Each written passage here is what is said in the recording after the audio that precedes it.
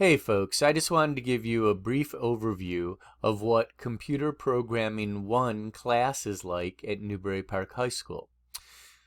Well, where shall I begin? First of all, we're using a curriculum that was created by Carnegie Mellon University. Let me see if I can log out and show you. Let's see if we can look back at the login screen. So here it is, Carnegie Mellon University Computer Science Curriculum, free for all, designed for you. They have some stuff that you can try on your own without being enrolled in the class, but I have to admit that it's very difficult to get a taste for what the class is like with just this. But you could go and play in the sandbox and try writing some code. They've got some reference information. Also, they have the hour of code that you could try, but it's very limited. There's just not a whole lot there, but I'd say it'd probably be worthwhile to take a poke at if you are interested. Let's see here. What else? They also have some stuff about the curriculum, which includes, this is kind of nice. Here you can get an overview of all the different units and what we go through in each unit. And let's take a look at, I want to show you a more detailed look at the kind of stuff that is involved here. So this is the curriculum, and in a way it's kind of self-paced, but it's mainly self-paced for those people that want to work ahead. For people to join the class who are new to coding, and maybe who have not had a lot of experience on computers and that sort of thing. Well, for those people, I try to pace the assignments in such a way where most of the class can keep up. But for those people that want to work ahead, I allow that, and I encourage that. Let's take a look at all the different stuff. So in the curriculum, there is drawing shapes and basic animations, and sorry, we are looking at the wrong curriculum. Let's look at the right curriculum. CS1 programming. There we go. The Unit 1, creating drawings. Unit 2, functions, mouse events, properties. Units 3, mouse events, motions, etc., etc. In every single unit, there are lessons. So actually, let's go into the lessons at maybe one of the further down the line units. Let's go look at like step events in motion. Okay, so when we are here, when we're in Unit 6, and you go into step events, there are some examples. There's some code. You can run the code, and you can go in and edit the code in the lesson example. Also, you can read a little bit about what the code is supposed to do. And then there are some checkpoint questions that you have to answer, and then there's more examples, and then there's more checkpoints. And sometimes a checkpoint might even include an exercise in coding for you to complete. Then, after you've completed, let's see if I can go back to, in this particular case, there's more than one lesson leading you into the exercises. Here's another lesson about different kinds of motion and how to implement them in code, Python code to be exact. By the way, all of the CMU course that we go through in Computer Programming 1 is all Python. However, I do allow students to work on their own personal interests if they are far ahead of the rest of the class. Anyways, after you get through the lessons, then there are the exercises. And to me, the exercises are a ton of fun. And to many of my students, they feel the same way. What happens is when you go in to do an exercise, let's go ahead and back it out so you can see what it looks like when you first look. So there might be something going on over here and in the canvas, and then there's some stuff that tells you about what the app is supposed to do or the exercise is supposed to do. And when you press start coding, you get in and you are expected to write the code. Some of the code is provided to you, and then you write some additional code.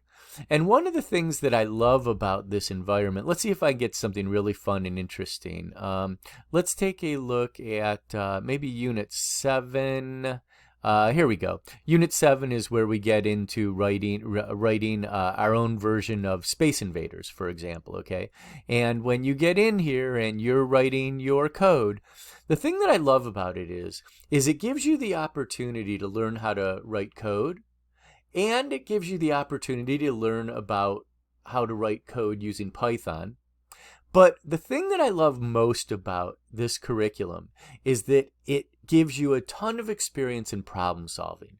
My hope is that by the time you're done with this curriculum, not only are you better at writing, not only have you learned to write code, and you've created some really fun applications that you're proud of and that you enjoy using yourself, but my hope is that you've become a better problem solver all around. My hope is that once you get experience in enough problem solving, my hope is that you're better at maybe you understand how to fix problems with.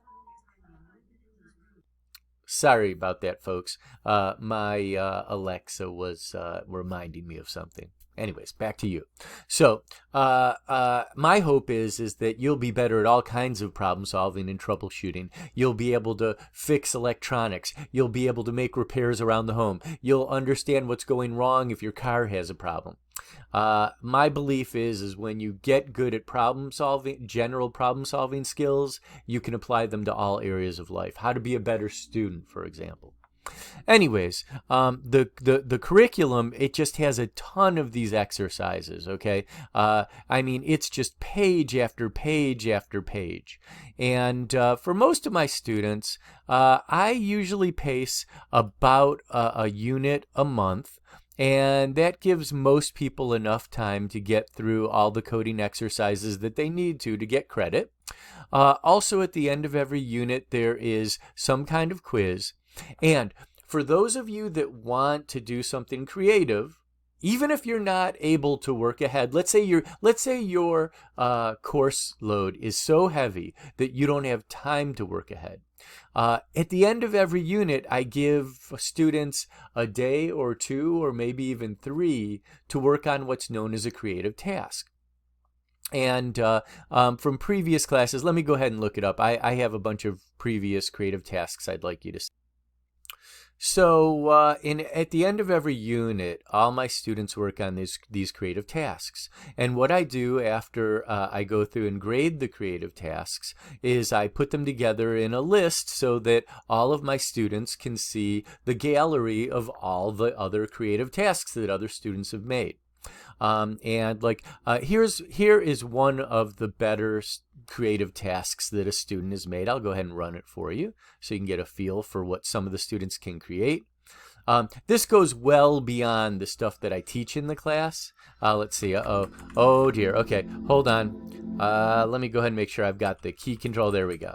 So anyways, look at this. You got sound, you got graphics, you got animation. It's kind of amazing, isn't it? All right. Let's see what else. Let's see if there's anything else that I can demonstrate quickly. A lot of sketch pads, lightsabers. I think that lightsaber one was pretty good. Oh, coolest thing I've ever seen. This one's kind of fun. Let's take a look.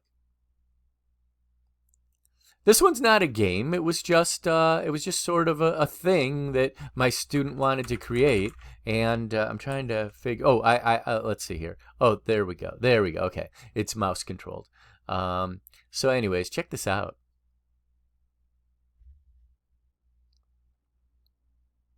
Kind of fun, eh? Let's see here. There we go. Can't remember exactly how to control it, but not bad, eh? Not bad. So my students, they make games, they make parts of games, they make apps like this where it's just an opportunity to do something creative, and they make all kinds of interesting things. Okay, so anyways, I just wanted to give you some sense of what's going on here. Let me go ahead and get back to the curriculum. I guess maybe one last thing that I'll add is that I allow my students to not only do creative tasks, but I also allow them to do collaborative tasks. So if several students want to get together and work on a task as a group, that ability is built into the Carnegie Mellon online curriculum. So I can have you work by yourself, or I can have you work with others at the same time on the code. Anyways, that is a brief overview of some of the stuff you will encounter in this class. I hope it sounds exciting to you, and I look forward to seeing you in maybe the next school year.